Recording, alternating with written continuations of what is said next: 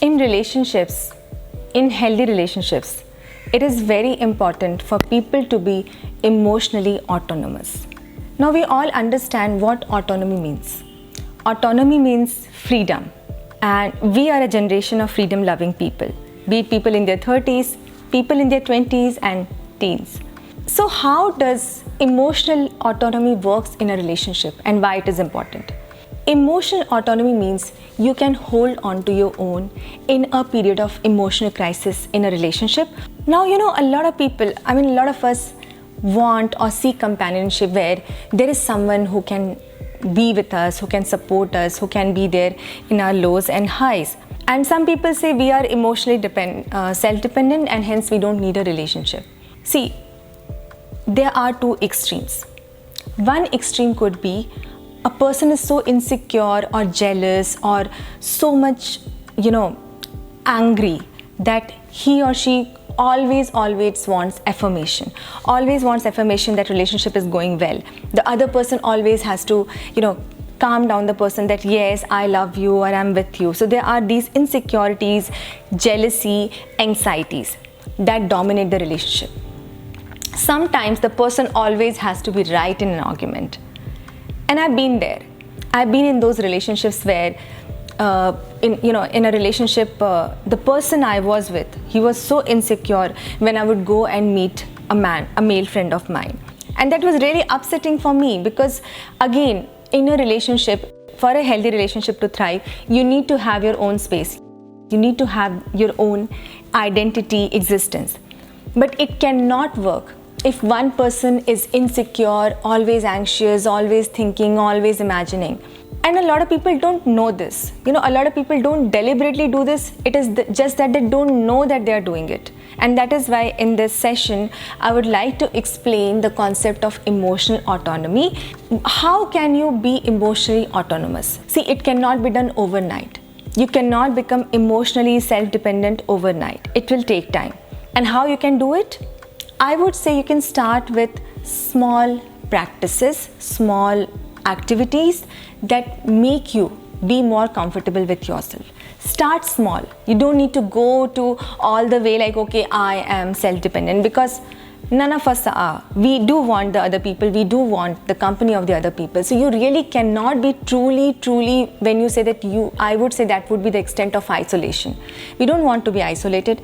We want to be interconnected. So what you can do to cultivate that emotional autonomy, where sometimes you hold on your own, you manage your own anxieties, you lick your own emotional bruises, and sometimes you reach out to the other person. So personally, how emotional autonomy has worked for me.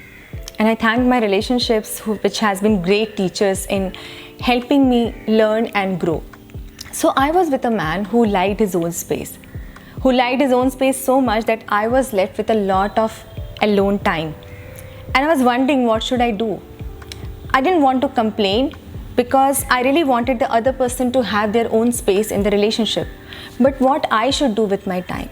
So I decided, let me start something by my own. Let me start spending time with my own self. And it was so difficult just for 15 minutes. So I took out a poetry book by Dushyant Kumar and I went to the other room and I was resting in an armchair and I opened the poetry book and I started just, reciting the lines. And it felt so weird for me, like just to recite the lines by my own in that room. And I was like, sometimes I was like really loud, reciting the lines. And sometimes I felt it's weird.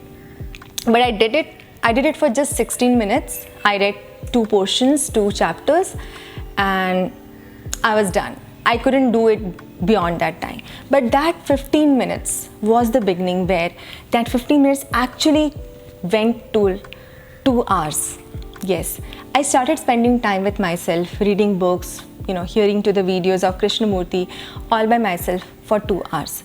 That was the time I had with myself, and for the other person also. It was really healthy for him to be in his own space and I was in my own space. And then they would come together, we'd talk, we would make love and a lot of things. We would cook together. So it was a very, very healthy relationship, what I felt.